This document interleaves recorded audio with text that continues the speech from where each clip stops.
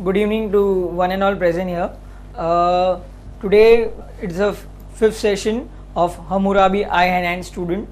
Hammurabi Eye and Student is a platform wherein law students come here and they give their research, their topics, the topics of their choice. It's basically a platform for law students where they get give a confidence building place where they get to know where their researches becomes their researches become a very important part of their career. So Hammurabi, in the fifth session of Hammurabi Eye and Student, today we have invited Tanika Gandhi from Lord's Universal College, who would be giving us the brief session or the overview of the Indian bankruptcy and of insolvency insolvency code. And with not more time, I would call Tanika and give us the brief overview about the topic. Hi everyone, this is Tanika Gandhi from Lord's Universal College of Law, and I'm here to present an overview on the Insolvency and Bankruptcy Code. So let's begin with when did this code come into existence? So this code came into existence in and around May 2016, wherein the Parliament wanted a new code which would fast track the procedure of liquidation, insolvency, and also give a relief to the creditors. Whereas, as we all know, that earlier for the relief for the creditors, they all had to go to courts, file a summary suit, and do all of the lengthy litigation process. But with this code, they wanted to fast track it, and they wanted to bring a time period wherein the creditors would get a short result to get their dues back. So now let's move on to the key highlights of this code. But before that, let's understand the difference between insolvency and bankruptcy. I'm sure they sound as synonyms, but there is a very thin line of difference between the two. So insolvency is when you sort of declare that you will be unable, or the company or individual will not be able to pay the dues off. Whereas bankruptcy is when the individual declares that I will not be able to pay any other dues further. So an insolvency is related to both companies as well as individuals, whereas bankruptcy is strictly adhered only to individuals. So moving on to the highlights of this code. So this code makes it a more creditor in control situation, whereas earlier the courts were somehow in a favor of the debtors. Okay, fine, now that you're insolvent, you're bankrupt and you cannot pay dues, okay, you pay this X amount, don't pay the whole amount, but pay X amount of this, and sort of like a settlement. But whereas with the insolvency code, it gets under the control of the creditor, that no, these are the dues you have to pay us, and it's in the control of the creditor that no, the entire amount will come to him. And the best and the main highlight of this code is that there is a fixed time period. 180 days, which is extendable only to a 90-day period, is the fixed period wherein the creditor will have a relief to any amount of the dues. So now let's move on to why the code was needed. As I already said, the Parliament wanted to reduce the time of they wanted to reduce the time wherein the creditor would get some sort of a relief. Then it develops investor confidence. It also eliminates the confusion of the complex judicial framework. Okay, so if suppose by what that means is that I don't have to think about which tribunal or which court do I run to. If I'm a creditor and I have a certain amount of due, I don't have to think, okay, should I go to the High Court? Should I sought relief by a summary suit somewhere else? Do I go to some other court? No, you just have one particular tribunal that is called the NCLT and the NCALT. The NCLT stands for National Company Law Tribunal. The NCALT stands for National Company Law Appellate Tribunal. The NCALT, that's the Appellate Tribunal, is situated in Delhi, whereas NCLT is across 3 places, that's Aurangabad, Bombay, and Ahmedabad. What this code intends to change is that it wants to create a platform for the investors wherein they're not scared to invest. And also they want to set up like an unambiguous process to be followed if in case, as I said, this is a more creditor in control regime. So this is made mainly for the creditors. Okay. If you all are investing and if there's a creditor, it is made for them, that okay, it is for their relief and not in favor of the debtors. Let's move on to who can sought relief under the NCLT or under the INB code. Any creditor whose dues are more than 1 lakh rupees can go to the NCLT to file a complaint, or the NCALT to file a proceeding against the debtor. And the procedure is also very simple. I will move on to the procedure now.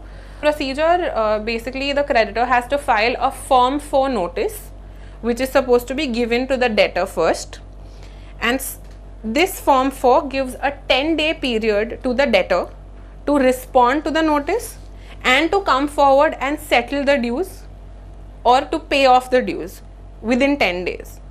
And if this 10-day period is expired, then that is when the entire petition goes to the NCLT. That's the only time when you can file the petition in front of the forum and you can sought relief within 180 days. An IB professional is appointed for your case, and that IB professional makes sure that you have been heard and the creditor has sought relief within 180 days, which is extendable only to a 90-day period. So what happens when a company declares that it has gone under insolvency? How does it affect the company? Now everybody must be thinking that okay, once the company has said that they're insolvent, nobody is going to come to them, nobody is going to ask them questions, or the directors will not be answerable. But no, that's not the case. If a company declares itself to be insolvent, then everybody right from the directors of the company to the employees are all suffering because they do not get their remuneration, the employees. The directors are debarred from taking any decisions. They do not have their positions anymore, and that's when the IB professional takes in charge of the company and takes decision on behalf of the company as to who is supposed to be paid the dues first. And this entire procedure is called the corporate insolvency procedure, that's the CIPR.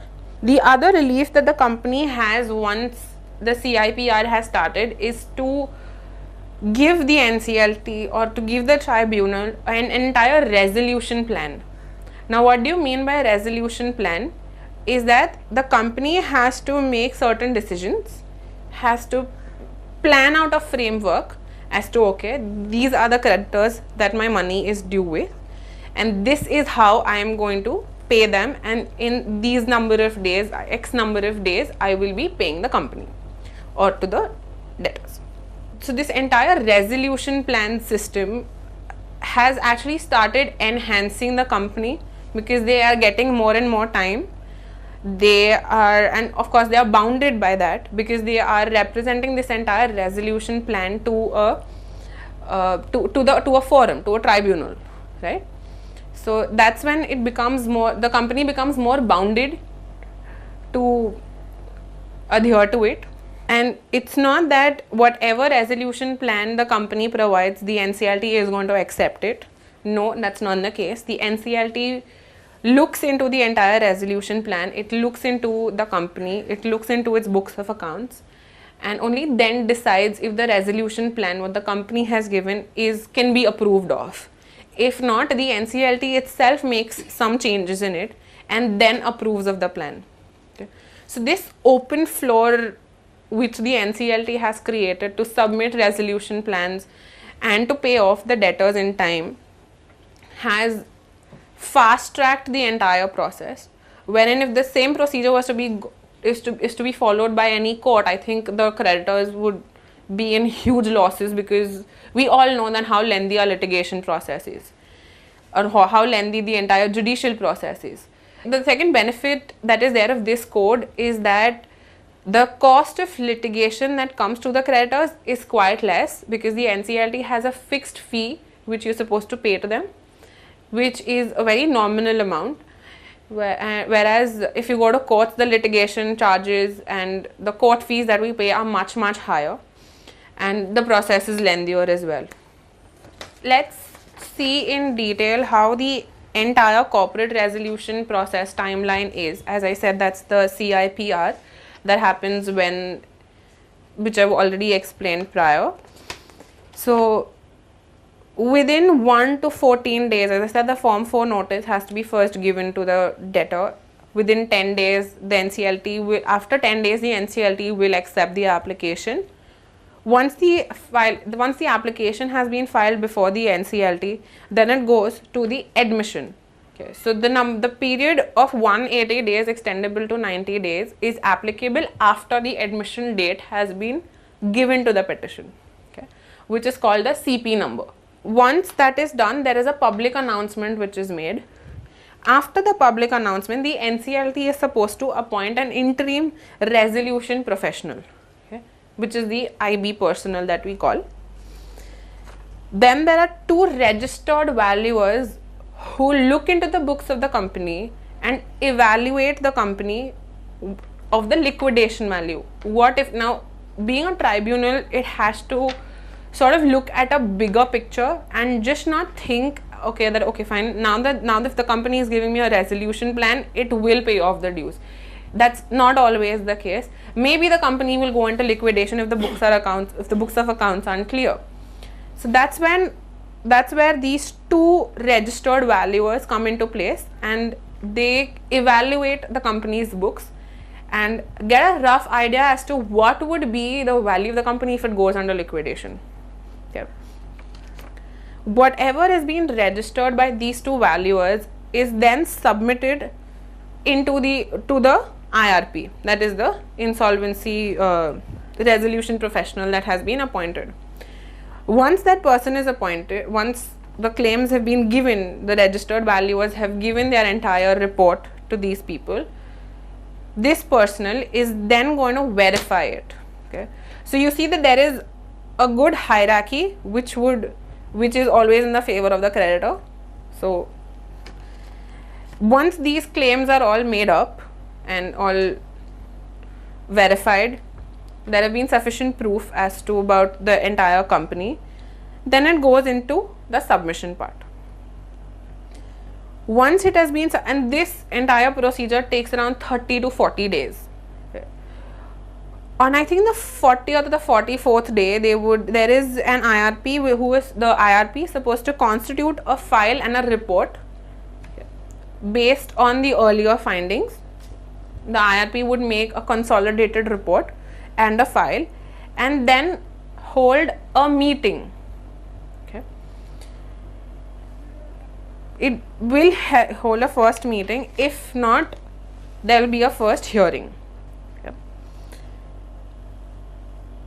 On the first hearing, then it is on the IRP would also be there to explain to the judge as to what has actually, what is the entire amount like and what is the company's book structure like, and that's when the procedure just sort of fast tracks and moves on to the stages of hearing.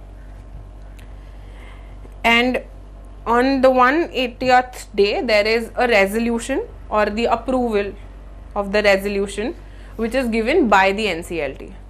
So this is the entire 180-day process, or I would say a maximum of 180-day process which is being followed currently. I myself have seen the same happening, and this is where the efficiency part of the NCLT or the IB code comes into picture. And as we all know now, I think by now it is the 2nd year of the IB code, and there have already been around more than 100 cases which have been solved and more than 100 creditors who have got their dues back. So this is a very efficient code that the Parliament has got into the system. It has fast tracked the entire procedure and given a good relief to the creditors. Be an IB professional. The qualification of who can become an IB professional. These are the officers of the NCLT itself who who are been appointed as IB professionals. Okay. So Not the private lawyers or chartered accountants. no, I really doubt. Chartered accountants. Yeah, mostly the CAs or the ICWAs who are there could become the IB professional. Maybe because I'm not very aware of the CA ICWA part of it. Our NCLT in Bombay is functioning really nice because we Yes, don't go yes, there, yes. so we don't know. Yes. No, I have, and that's the reason I think this is my area of interest, because they function very, very smoothly. Being a tribunal also helps because it's not an apex court, right? It's a tribunal. So it's very well managed. The functioning is extremely smooth, and thankfully the officers are also very helpful. Good. So if you all are new, and I would suggest to all students, if you all want to learn more about this code, there's one advice that I had followed from my senior, which I would like to give. That is, if you all want to know something about how a tribunal is working or how a court is functioning, not only regarding to the IB code, but any of your subjects, it would be go to that tribunal and attend the hearings or the proceedings which are happening. I think when I developed my interest onto this, the first thing that my senior said was go to NCLT and sit. I'm giving you 2 days of time, go to NCLT, and the third day I want your note on what is the procedure, how is it supposed to be done, who are the judges, who take care of the display, who take care of the assignment.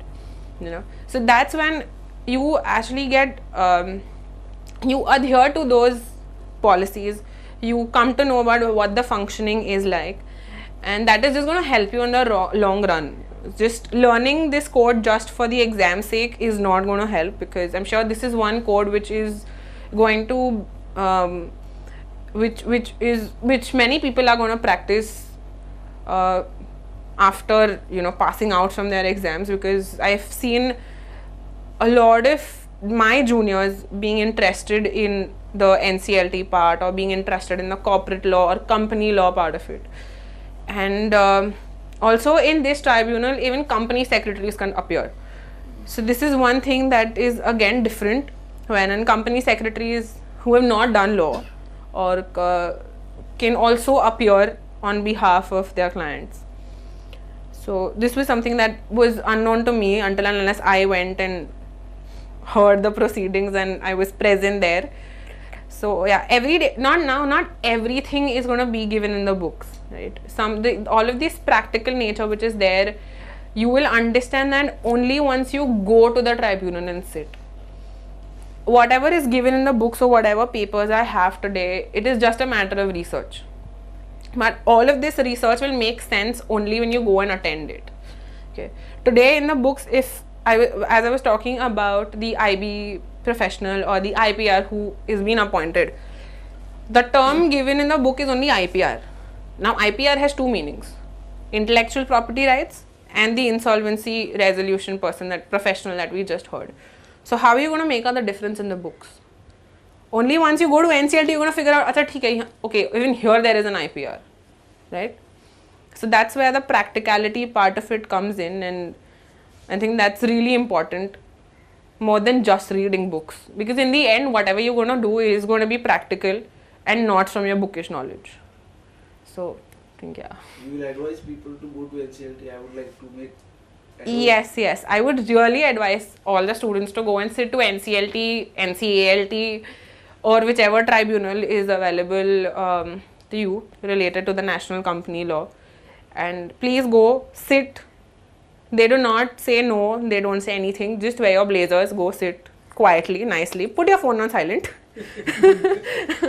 and please and try to understand and grasp what is happening, rather than just being absent-minded and saying that no, I do not understand anything. Because I had that approach. When I first went to NCLT, everything was beyond my head, because I did not know what is happening around, or you don't know what a case is, right? So if you decide you want to go, suppose tomorrow, there is an NCLT website. It lists down the entire case. that is called the cause list, right, for the next day. It lists down all the cases which are going to be heard the next day. Go to that, pick up one case, read the orders which are given in that case. You will at least get a hang of it as to what is happening in it. Okay. Then it will be easier for you to understand. Sit for one hearing. You will understand, you'll absorb at least 5% of the procedure, right? And it's very easy to keep a track of the orders, or it's very easy to keep a track of what is happening in that case. Pick up one case, pick up whatever company name you like, and just read about that company.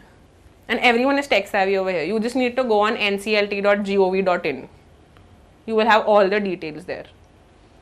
Okay. And even this code has its own website. If you want to be updated with the amendments that are happening in this code, or you want to be updated as to, they even hold seminars in different places.